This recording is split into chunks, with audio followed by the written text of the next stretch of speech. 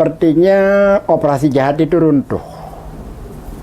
Saya, kalau orang lain gembira, saya di belakang pikiran saya adalah ini apa yang akan dilakukan oleh kekuasaan. Apakah KPK lagi atau cara yang lain? Ya.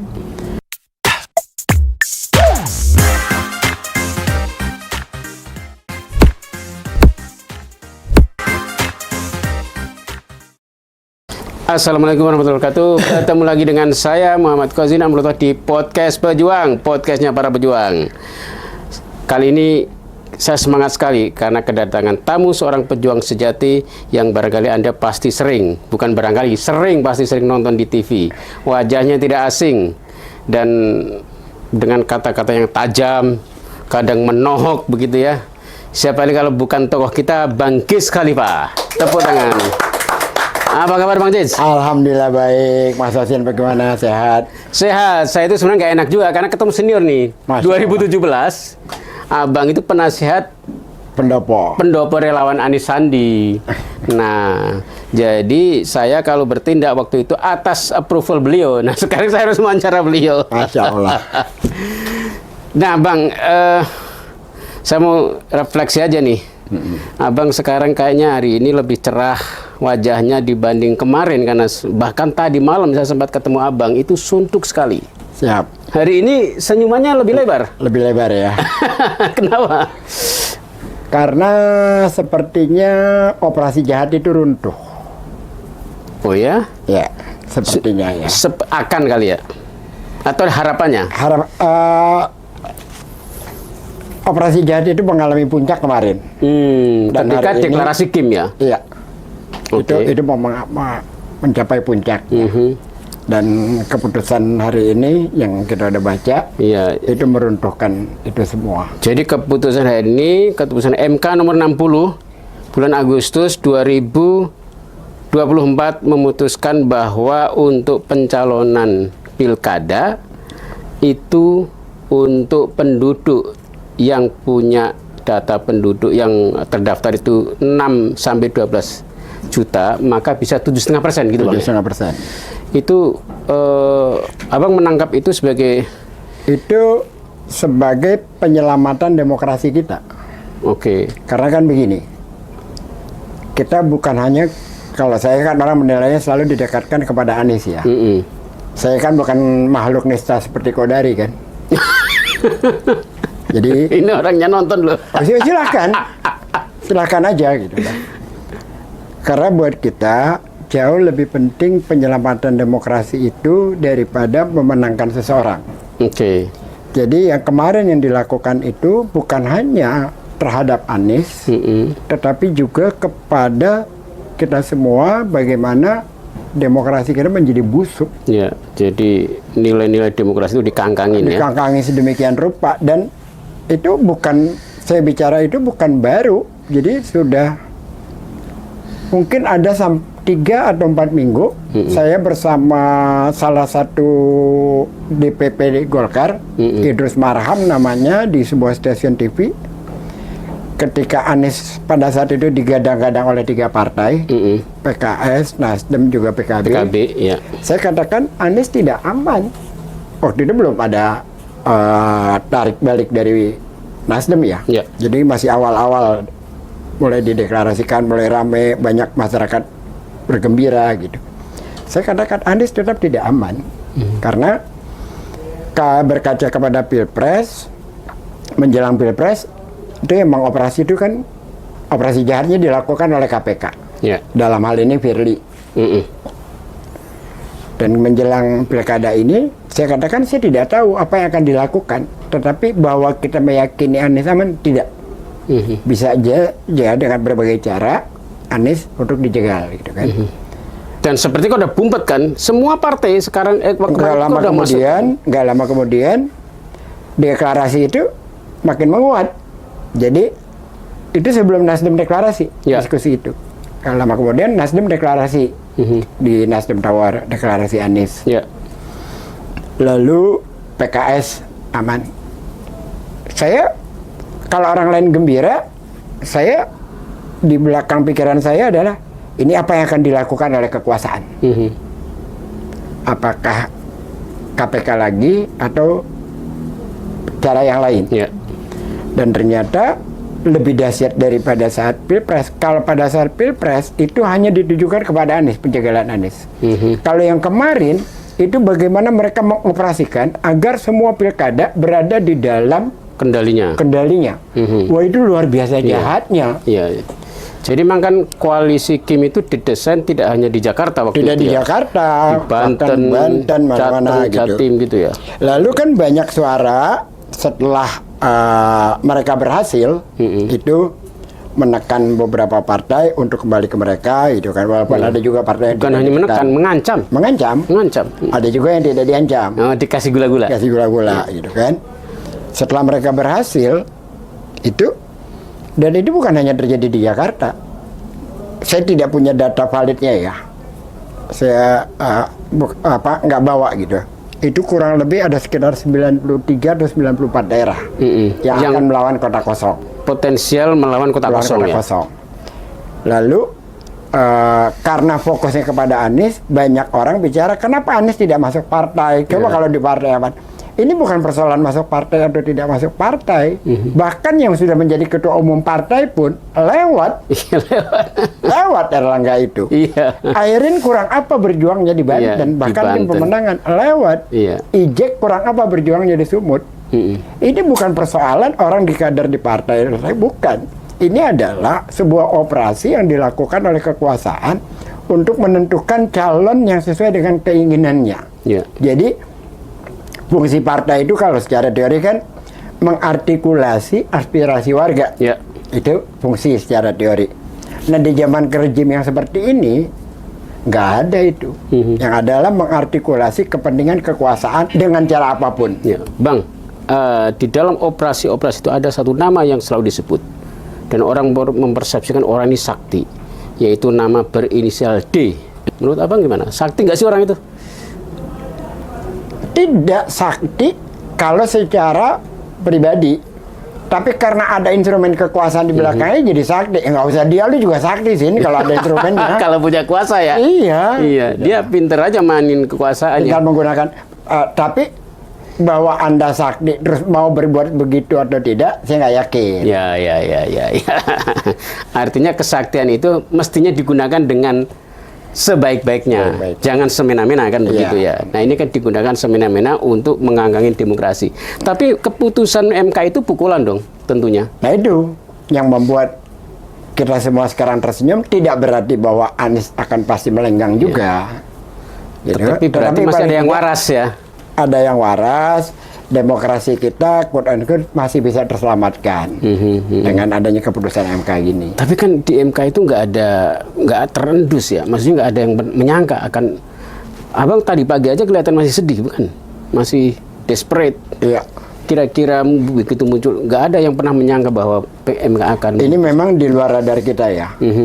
Dan sepertinya juga memang teman-teman itu yang tahu menyembunyikan ini agar tidak berada dalam. Ini kan kekuasaan. Ibaratnya saling tikung menikung ini. Sebelum ditorpedo kembali. Dia silent begitu ini langsung nyerang ya begitu ya. Betul.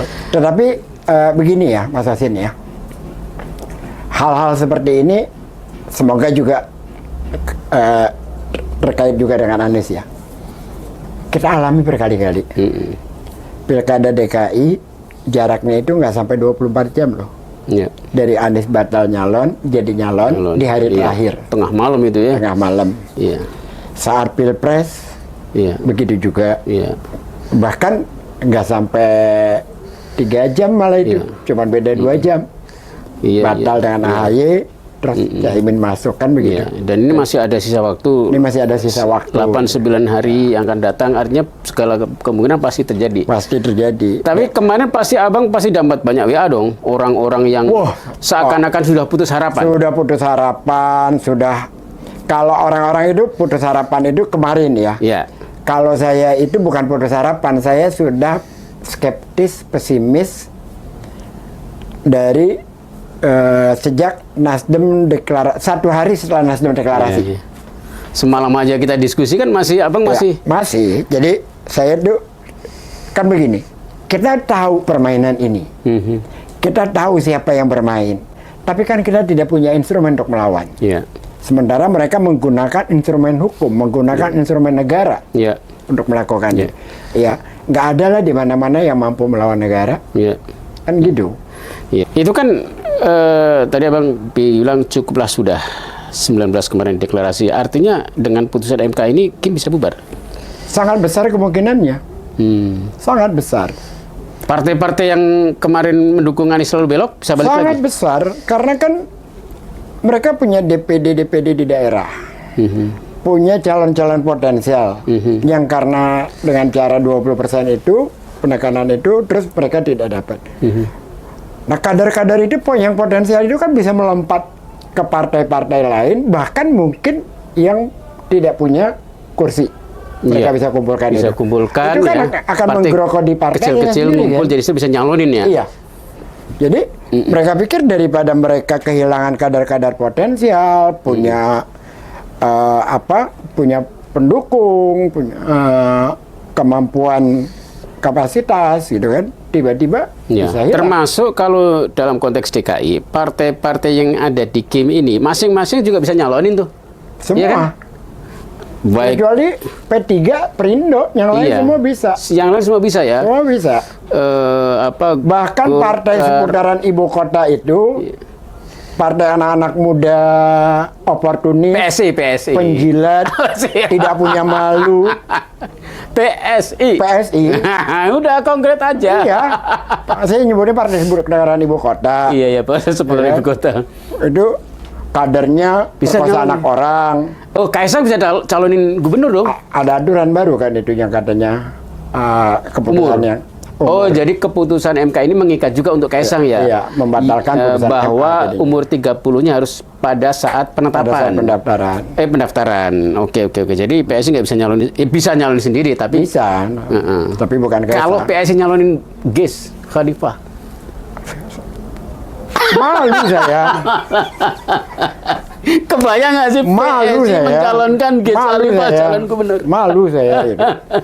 Karena itu adalah wajah yang sangat buruk tentang anak muda. Itu buruk sekali itu. Anak muda itu beradu gagasan tentang masa depan, melawan kemapanan, tidak mau berada di bawah ketiak kekuasaan. Bukan penjilat-penjilat. Bukan penjilat. Ini mereka kebalikannya semua dari anak muda di zaman kita Tapi dulu gitu. kan awal-awalnya bagus nih PSI, anak muda, idealis dulu ya. Jargon ya. Jargon aja gitu kan, jualan-jualan kayak gitu. Dan terbukti mereka ini selama ini hanya menjadi sampah peradaban sampai ibu kota. Atau kita bikin partai baru aja yang buat anak muda kali ya? Nggak harus partai lah ya. Kalau anak muda itu dengan komunitas masing-masing udah cukup sebenarnya. Karena kalau langsung ke partai pas segala macam, selalu kan mereka itu mengaku anak muda, tapi ada bohirnya di atas. Ada bohirnya. Ya, itu yang mengendalikan itu mengendalikan itu malah mengurangi keberanian mereka sebagai anak muda. Itulah yang membuat jadi mereka oportunis gitu. Betul. Jadi oportunis terlalu dini jadinya. Iya. Sebelumnya mencaci maki Prabowo, pembohong, lalu menjadi pemujanya. Kan jadi memalukan sekali. Betul. Ya, tadi Bang, saya ketemu dengan beberapa kawan-kawan yang di organisir kampung-kampung ini ya. Para aktivis-aktivis kampung kota di Jakarta. Itu juga mereka, Mas, ini sebelum ini itu sebenarnya warga di kampung-kampung ini yang selama ini tergusur, tertekan itu juga getem. Getem itu artinya mendem perasaan dan pingin marah. Cuma mereka nggak tahu salurannya kemana, kan begitu. Kan begitu. Karena merasa begitu opresifnya rezim sehingga mereka, kita harus nyalurin kemana perlawanan, kan begitu ya. Nah, begitu ada keputusan MK itu banyak orang itu tadi itu nangis, Bang. Nangis. Bahkan saya sendiri ditipu orang sambil nangis. Nangis bukan karena Anies pasti nyalon, enggak, tetapi ini ada jalan, masih ada jalan. Gitu. Suasana yang penuh tekanan itu menjadi terurai. Gitu kan? Karena apapun ceritanya, semampu apapun orang berencana, berskenario gitu, selalu aja ada jalan lain. Betul. Dan ini kan sekarang orang berterima kasih ke MK, sementara pasca Pilpres kemarin orang memakai MK. Maki-maki MK, saya bilang, lu kan kemarin yang maki-maki. Saya kira kan bukan memakai MK, memakai Paman Usman. Paman Usman. Dan harus di Pilpresnya juga. Betul. Itu karena keputusan MK-nya juga. Dan Paman Usman sebenarnya sudah menang di PT UN. Sebentar lagi akan duduk. Nah, makanya di tengah memuncaknya kekuasaan yang sekarang ini, saya seperti meyakini bahwa inilah saatnya dia turun, karena sudah melampaui batas. Betul. Sudah melampaui batas, apapun yang melampaui batas. Dan satu lagi, Bang, ini agak mistis Jawa gitulah. Orang Jawa itu kan percaya dengan namanya weton. Weton, jadi ada Jumat Kliwon, Rebu Pon, Pahing, Wage gitu ya. Pak Jokowi itu Rebu Pon. Lihat selama menjabat, kalau melantik kabinet, peristiwa besar, itu beliau selalu bikinnya di hari Rabu. Selalu hari Rabu. Karena hari dia memang. Tapi kemarin reshuffle kabinet ditempatkan pada hari Senin Pon. Beliau kan wetonnya Rebu Pon. Jadi secara karakter itu beda. Senin itu, kalau Senin Pon, itu adalah karakternya itu arogan, sombong. Itu weton Senin Pon. Itu arogan, sombong, adigang adigung. Itu karakter weton itu hari kelahiran. Nah, Pak Jokowi yang biasanya kalau bikin event pelantikan itu hari Rebu Pon, atau hari Rebu, ini tumben-tumbennya hari Senin. Karena dia salah lahir. Salah. Harusnya lahirnya Senin Pon, karena wataknya seperti itu. Gitu, ini orang Betawi nggak percaya gitu-gituan soalnya. Apalagi orang Arab. Kalau di Jawa begitu, Bang. Makanya lihat selama beliau menjabat itu bikin acara pelantikan kabinet baru itu selalu Rebu.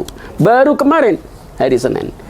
Ini pertanda ini. Ya, semoga gitu kan. Kita kan capek ya melihat selama ini bagaimana perubahan revisi undang-undang KPK, bagaimana Omnibus Law, KM 50, Harun Ar-Rasyid, banyak hal lah gitu ya. Yang belakangan ini judi online. Jadi kerusakan itu mendapat pembiaran. Betul. Dan selalunya kalau masyarakat kritis berteriak dilawankan oleh para, saya menyebutnya kaum ode ya, kaum otak dikit. Jadi orang-orang yang orang-orang yang memang ya mungkin ya senang dengan gobanan ya, dengan 50 ribuan. Di peringatan 17 Agustus kemarin di Istana IKN itu kan ditunjukkan orang-orang yang selama ini di belakang layar Paranaga 9. Itu kan sebuah arogansi luar biasa. Dia ingin menunjukkan bahwa ini loh yang selama ini bikin kerusakan, saya tampilin gitu. Iya kan? Gitu. Ya. Kalau itu gini lah ya. Saya itu tidak punya kebencian kepada pengusaha konglomerat apa segala macam. Apapun ceritanya, swasta itu yang menggerakkan ekonomi. Ya. Tapi bahwa kemudian menyatu dengan kekuasaan lalu membuat hal-hal lain, itu yang kita lawan. Tapi bahwa dia mendapatkan keuntungan ekonomi apa segala, ya itu urusan karena produktif dia. Kan gitu ya. Karena orang kan semakin dia produktif kan semakin bagus sebenarnya. Tapi yang menjadi persoalan kita kan adalah hak kita warga negara sebagai warga negara yang mengalami bukan dihormati, bukan dilindungi, tapi semakin tidak diapresiasi, semakin tidak terlindungi. Itu yang menjadi persoalan buat kita. Oke, Bang, ini sudah mulai penghujung. Dengan keputusan MK yang akhirnya satu partai pun asal bisa jumlah suara ya, bukan jumlah kursi kan, jumlah suaranya itu 7,5% bisa mencalonkan. Ini kira-kira arahnya gimana? Lalu kemudian saran Abang nih buat terutama para pejuang-pejuang ini seperti apa? Ya, yang pertama saya kira yang harus secepatnya dilakukan oleh KPU merubah PKPU-nya. Oke. Karena ini akan berdampak secara nasional. Kalau KPU main-main dalam konteks ini, maka ini di berbagai daerah akan marah. Akan marah dan akan terjadi kemarahan kolosal ya. Kemarahan kolosal karena kan banyak orang yang punya potensi tidak mendapat dukungan partai karena tekanan atau apa. Sekarang ini kan partai-partai yang bahkan tidak ada di DPRD sekalipun kan bisa mencalonkan. Jadi ini menjadi kepentingan semua daerah gitu loh. Jadi ini harus segera dilaksanakan.